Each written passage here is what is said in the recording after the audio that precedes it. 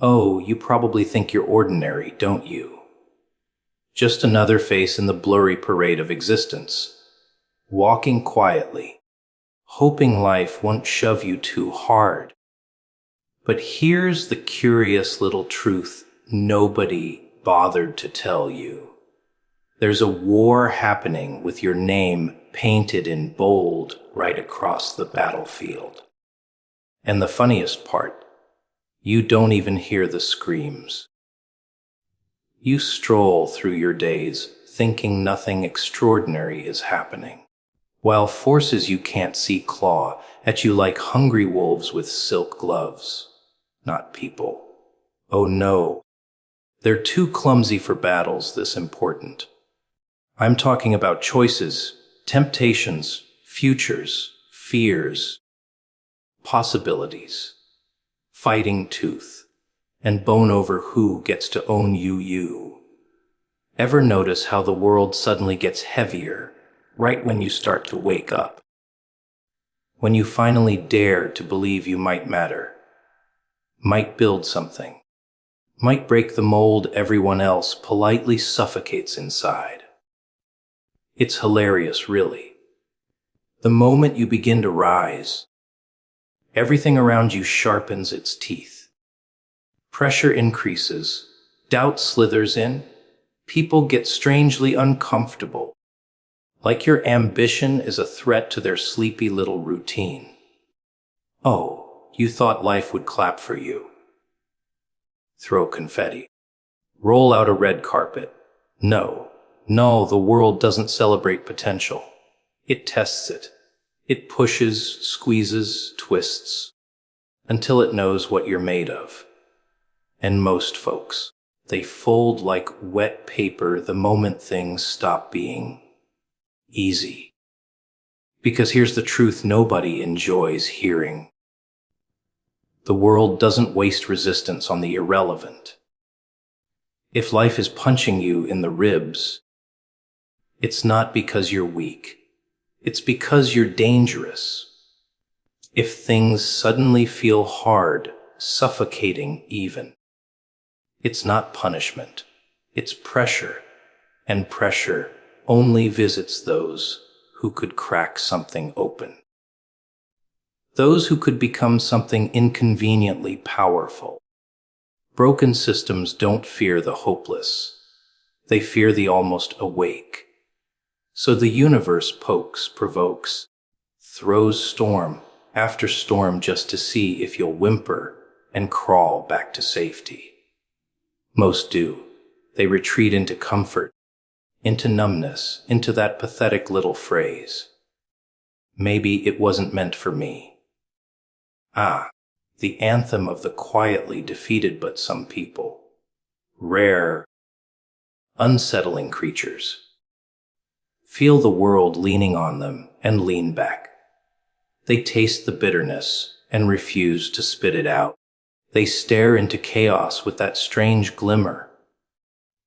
A glimmer that says, press harder. I'm not done yet. Not defiance out of ego, not bravado for applause, but because they know the fight means something. After all, why would life waste storms on someone who doesn't matter? Easy lives make empty people. Struggle shapes the ones who might just shake the room when they finally stand. And oh, how the world shakes when someone realizes difficulty isn't a sign to stop. It's a sign they're close, funny thing. Though, when pressure hits, the crowd always whispers the same sweet poison. Relax. Take it slow. Maybe you're overthinking. Don't push yourself so hard. They mean well, of course. They always do. But people who've never fought a war love giving peace advice. They want you calm because your rise disturbs them. Your hunger exposes their apathy. They call ambition too much because theirs died long ago and they buried it under polite smiles and casual routines. If you listened to them, you'd sleepwalk through life like they do. Eyes open, soul sedated, spirit wrapped in bubble wrap, so it never risks breaking or building anything meaningful. But you aren't like them, are you? That's why it feels like the world's claws are always scratching at your back. It's not hostility. It's recognition, you see. Storms don't chase the still. They chase movement. They chase momentum. They chase the ones stepping into territory the timid wouldn't dare map. That discomfort gnawing at you. That tension in your chest. That feeling like life is pressing down just when you're trying to rise. That's proof. Proof that you're not ordinary. Proof that you're not invisible. Proof that you are stepping into territory that makes mediocrity nervous. The world applies pressure when it's sculpting something. Pressure doesn't crush diamonds. It creates them. But it does crush glass. So the question isn't, why is this happening to me? The question is, what am I being shaped into? And will I survive the shaping? People like to pretend tests are cruel. They say life is unfair, destiny is harsh. But tests aren't traps, they're invitations. Invitations to sharpen teeth, to tighten spine, to build a mind that doesn't flinch when the wind screams. If you matter, really matter, life will not let you glide. It will demand proof. It will demand sweat, silence, resolve. Like a door that only opens when you stop knocking and start breaking hinges. Like a crown that only fits after bruises form where doubt once lived. If nothing challenged you, nothing feared you. And if nothing fears you, you're not dangerous enough yet. So when the weight shows up, when life pushes down, when everything shakes right as you start to rise, don't shrink, don't whine, don't sit back down. Smile, even if it looks a little insane. Because pressure isn't proof you're losing. It's proof you're worth the fight. And the world doesn't test what doesn't matter. It tests what it knows could win. If it refuses to fold, you ever notice how the moment you start seeing your value, really seeing it, people suddenly scramble like someone cut the lights in a room full of secrets. Oh, they were perfectly calm when you doubted yourself, when you second, guessed every breath, when you tiptoed through life apologizing for existing. They liked you that way. Soft, confused, manageable. But the instant you start realizing you're not some background extra in the story, but the one they're all orbiting, everything changes. Their tone shifts, smiles tighten, voices tremble just a little. Why? Because nothing scares people more than someone who finally understands their own worth. It's funny, really. You could walk around for years thinking you're ordinary, thinking you should shrink to make others comfortable, thinking your presence is optional. But the truth, they were watching you the whole time, whispering about you behind closed doors, planning moves like you were some unpredictable piece on their little board. And yet you thought you didn't matter. Oh, you mattered. You mattered so much they had to pretend you didn't.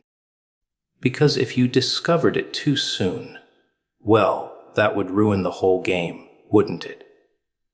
See, power isn't always loud. Sometimes it's that quiet energy in the room, the one nobody talks about but everyone feels. The kind that makes people act strangely polite around you, while secretly hoping you stay asleep. But you woke up, or at least you're starting to.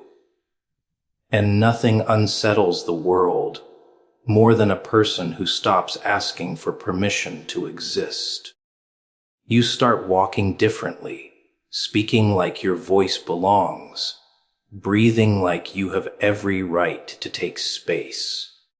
They notice before you do. They panic before you even understand what changed. They'll dress it as concern. Don't get ahead of yourself. Stay humble. Be realistic. Realistic, such a funny word. Usually means, stay small so I don't have to feel small standing next to you. They don't hate your confidence. They fear it. Because when you realize what you are, when you realize they were never competing with you, they were competing over you, suddenly their masks slip. Suddenly their calm becomes chaos. People don't panic over nobodies. They panic over threats. And you're becoming one without even trying. You start noticing the little things. The forced compliments. The nervous giggles. The questions dripping with jealousy disguised as advice. They'll try to guide you like you're lost, when really they're terrified you found your map.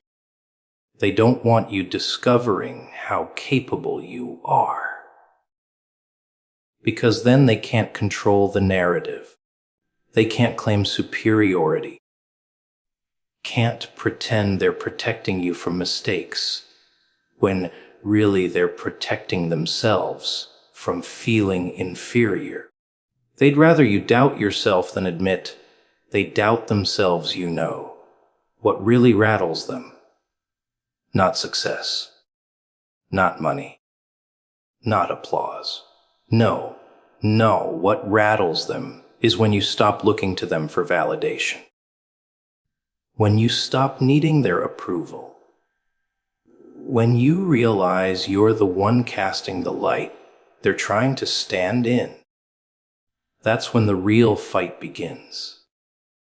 They'll test you, push you, challenge your confidence like it's a crime to stand tall. They'll say you're changing, as if staying small was ever noble. They'll accuse you of arrogance, but it's not arrogance to recognize value. It's survival. It's clarity. It's stepping into a throne they never wanted you to see, and the moment you stop playing the harmless version of yourself, the moment you say, I am not here to be convenient for you, everything shifts. Suddenly, the world isn't something you tiptoe through. It becomes something that rearranges around you. People either rise to meet you or fall behind. Some cling, desperate to stay close to the glow. Others spit venom out of fear. Some pretend indifference, but they're watching. They always watch the one rising, not to cheer, but to measure whether they should fear or obey. It's strange how people only respect you after you stop needing them. When you were uncertain, they offered crumbs. The moment you stop begging, suddenly they bring plates. They always knew your value. They just hoped you wouldn't. But once you see it, once you feel it in your bones, once you realize they aren't fighting with you, they're fighting among themselves for access to you. Everything becomes clearer. Their insecurity grows louder than your doubts ever did. That's when you know the shift has begun. That's when you know you've stepped into yourself. That's when they realize the joke was never you. It was their belief that you'd never notice. what you really are. Silence. The most misunderstood weapon in this noisy, frantic circus we call life. You know how they say quiet people make the loudest noise when the time comes. Funny thing is, the world doesn't understand silence. They only know how to panic when they hear screams, chaos, banging doors, breaking glass. But silence, true silence, that frightens them more than anything. Because silence means thinking. Silence means watching. Silence means you know more than you say, and you notice more than they think. And people hate being watched by someone they can't read. They mistook your quiet for insecurity, didn't they? They thought you were harmless because you didn't roar like they do. They thought you were weak because you didn't shove, push, brag, demand attention like some desperate animal trying to prove it exists. They laughed lightly, gave condescending pats on your shoulder, tried to explain things to you like you were a child. It's adorable, really. How loudly ignorance speaks when it's convinced it's in control. They thought your silence meant you didn't understand the game, when in reality you were studying the rules they themselves broke. They thought while they were dancing in circles, loud and careless, you were standing still. But all this time, you were sharpening your mind in the shadows, observing patterns, learning weaknesses, memorizing masks. You didn't need to interrupt, argue, show your teeth. Why waste breath when you can wait, watch, and let people reveal themselves slowly like pages of a book? They underestimate the quiet ones because quiet terrifies them. Silence leaves space for truth. And truth is dangerous. Silence doesn't mean fear. Sometimes silence is a roar trapped beneath skin, a hurricane disguised as calm water, a blade being polished behind the curtain. You ever notice how the most dangerous storms arrive after a long stillness? How the calmest eyes often hold the deepest fire? That's you. They just didn't see it. Or maybe they did, and that's why they tried to talk over you. Keep you small. Keep you doubting. Because once someone quiet finds their voice, it's not noise that comes out. It's power. But you waited. You watched. You let them believe their little fantasy. Let them underestimate you, talk above you, tell you who you should be. Oh, the arrogance of people who mistake patience for weakness. They thought silence meant surrender, but you were choosing your battles carefully. Let them swing wildly, waste their energy, expose themselves. You were never losing. You were allowing. You were conserving your strength, gathering your thoughts, letting time sharpen your instinct instead of dulling it. And now they'll see what silence really was. A warning. They ignore your silence wasn't because you had no voice. Your silence was because you were building one so sharp, so unshakable, so undeniable that when you finally speak, the whole room has to stop. And they will stop. They will turn. They will listen. Not because they want to, but because they won't have a choice. Silence teaches discipline. Silence teaches control. Silence teaches you to respond rather than react. And that terrifies people who live in chaos. They poke and provoke, wanting to drag you into their noise. Because if you stay calm, you win. They can't manipulate stillness. They can't control quiet strength. You don't shout to prove you're strong. You don't rage to show you're right. You don't explain your worth to those who pretend not to see it. Because you know something they don't.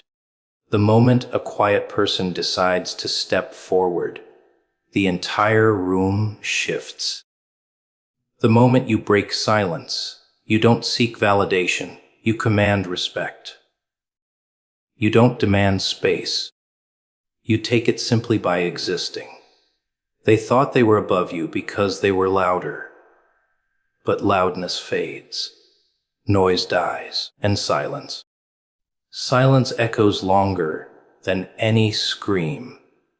Ever could they underestimated your silence, because they never learned how to sit with their own. People fear what they can't understand. And they couldn't understand someone who doesn't need applause, reassurance, or constant noise to feel alive. You weren't hiding. You were preparing. You weren't weak. You were waiting.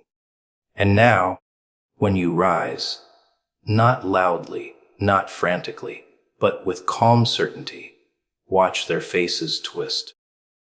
Not because they suddenly see your worth, but because they realize you saw theirs all along and found it lacking comfort. Comfort is such a sweet little lie, isn't it? Soft pillows for the mind, warm blankets for the spirit, a gentle voice saying, "Relax, you're doing enough." Even when you know you haven't even scratched the surface. Comfort strokes your hair, feeds you excuses, pats your head like you're a fragile pet that might break if pushed too far. And people love that voice. They cling to it like a lifeline, not realizing it's actually a leash. A velvet leash, sure, but a leash all the same. The kind that feels soft until you try to move. And suddenly you realize you can't breathe without permission. But then there's purpose. Oh, purpose is not sweet or gentle. Purpose doesn't whisper. It scratches your ribs from the inside. It pokes your thoughts at night when you're trying to sleep. It stings, bites, gnaws. It tells you the truth you don't want to hear. You know the one. You could be more. Not as a compliment, but as an accusation. It mocks your comfort. It sneers at your excuses. It tells you that you're wasting chances like a gambler tossing winning cards into the fire just to feel warm for a moment. Purpose doesn't rub your back and say, "It's okay." Purpose throws you into the cold and says, "Prove you belong here." And you're caught in the middle. Every human is. A war inside the rib cage. Comfort offering you peace. Purpose offering you meaning. People pretend they don't feel it, but they do. That itch, that restlessness, that tiny scream trapped under their breathing. The world has turned comfort into a crown. Soft life, easy life, quiet life. They sell it like it's gold. Avoid stress. Avoid risk. Play safe. And oh, how comforting that sounds. But here's a little trick life plays. Security often becomes a cage, and the door stays open, but the mind never leaves purpose, doesn't let you sit still. Purpose makes you restless, annoyed, hungry for something you can't quite name yet. It's not polite. It doesn't care about your peace of mind. It doesn't care about your schedule or how tired you are. It grabs your collar and shakes you when you pretend you don't hear it. And the funny part, the people who chase comfort think they're winning. But look at them closely. There's always a little emptiness in their eyes, a tiny flicker of, is this all? Behind every slow step, every forced smile. Comfort feeds you. Yes, but it never fills you meanwhile. People living for purpose look insane to outsiders. They push, they sweat, they fall. They rise again. They break and rebuild and break again. They look tired, but their eyes burn. They're not comfortable, but they're alive. There's electricity in their bones, urgency in their breath, a strange grin in their struggle. They are not resting. They are becoming. And becoming is never pretty. It is jagged, chaotic, messy. But its real comfort will tell you that suffering is a sign you're doing something wrong. Purpose will laugh and say it's proof you're moving. Comfort wants you to stay where you are. Purpose wants to drag you to where you could be. And the wild, beautiful twist. Comfort is safe, but it slowly kills potential. Purpose is dangerous, but it builds something dangerous inside you too. Capability, sharpness, fire. Humans weren't designed just to relax. They were built to build, to fight their own limits, to carve meaning from the stone of existence with their bare hands if they have to in every day. That tug of war plays again.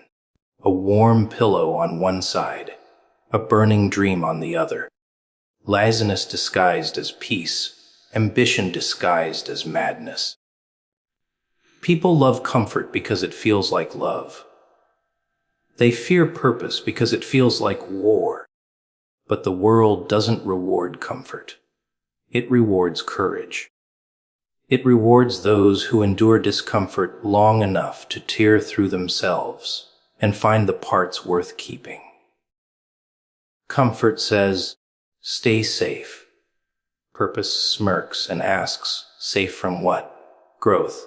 You hear both voices. Everyone does. One wraps you in softness. One jolts you awake like ice water down your spine. One keeps you breathing. The other forces you to live. Comfort wants to protect you from struggle. But purpose knows struggle is where you sharpen into someone the world has to pay attention to. And the moment you realize that, truly realize it, comfort stops feeling like kindness and starts looking more like chains. Silk, soft, but choking all the same. Ever notice how the people who feel the most torn apart on the inside are often the ones meant for something far bigger than they realize? Funny, isn't it? The world tells you that peace of mind means you're doing things right. That calm equals clarity. And confusion means you're lost. What a lovely little lie. The truth. Real potential rarely arrives politely. It doesn't knock on your door and introduce itself with a smile. It claws through your thoughts, rattles your ribs like a prisoner shaking the bars, begging to be let out. You think you're breaking. No. Something inside you is trying to break through. People fear inner conflict. They treat it like a flaw, like a malfunction. Why can't I just feel normal? They whisper to themselves in the dark, as if numbness is the standard and passion is the sickness. They see others moving smoothly, smiling easily, floating through life like they never question anything. But here's the twist. Those who never feel pulled, torn, or unsettled, they're not peaceful. They're asleep, and sleeping minds never wake greatness. Only restless minds do. Only minds that ache for more, minds that drown in thoughts, minds that fight themselves like boxers in the dark gym at midnight. That chaos inside you. It's not weakness. It's the blueprint of who you're becoming, trying to force its way into the world. Of course it hurts. Growth always does. Ever seen a snake shedding skin? It doesn't slide out gently. It looks uncomfortable, desperate, violent even. Becoming something new requires destroying something old. And you feel that, don't you? That tug of war between who you are and who you could be. The quiet version of you trying to hold on while the louder, sharper, more dangerous version claws its way forward. You think you're indecisive, but you're not. You're transforming. You're standing in the middle of a battlefield where one version of you will win and the other will vanish like smoke. And the fight feels messy because becoming someone new always looks messy before it looks powerful. But the world doesn't teach you that. No, they want you to fear conflict. They tell you discomfort means stop, doubt means quit, confusion means you're failing. Convenient advice coming from people who never dared wrestle with their own soul. People who surrendered long before they ever even began. Society loves quiet minds. Quiet minds don't rebel, don't demand change, don't chase higher peaks. But you don't get silence. You get storms. You get nights where sleep feels miles away. You get thoughts that refuse to sit quietly.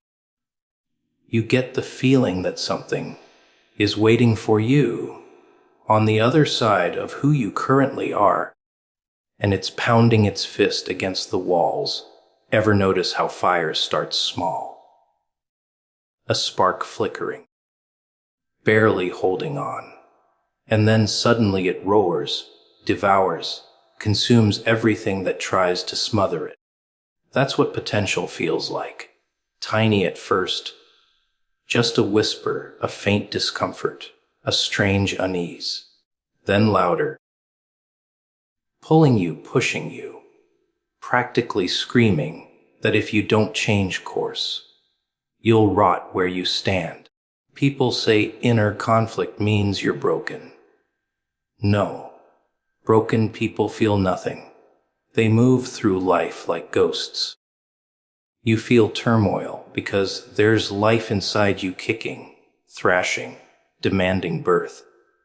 Potential doesn't grow quietly. It erupts.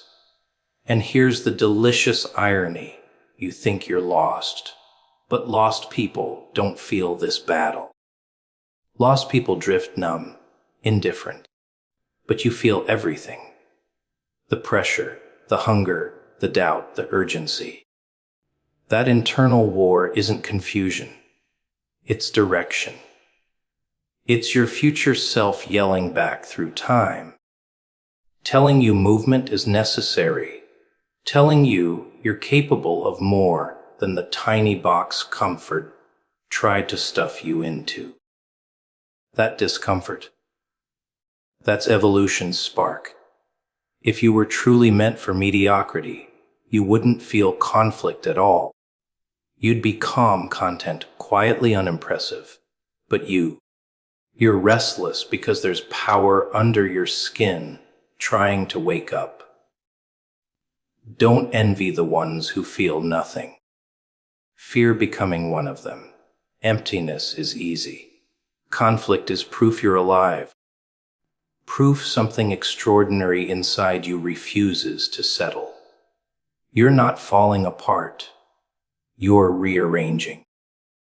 You're not lost. You're being called. The world doesn't shake nobodies. Pressure doesn't visit the insignificant. And inner war. That's destiny tapping its fingers impatiently, waiting for you to stop resisting and start rising.